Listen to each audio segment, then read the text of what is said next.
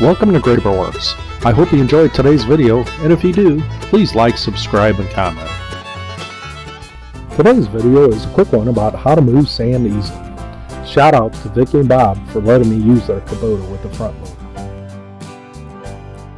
When the sand was delivered, it had rained and the dump truck could only get a few feet onto our property. I have speeded up the video, so don't think I was going that fast. It took me about 2 hours to move 6 tons of sand for an above ground pool with the Kubota.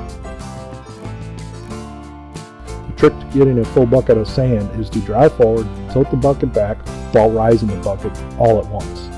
If I had to do it by shovel in my pickup, it would have taken me days, maybe weeks, to move all the sand. Here's a view of a moved pile of sand, ready for the pool installers.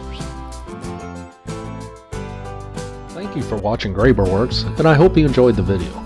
If you did like the video, please give a thumbs up, subscribe for future videos, and comment.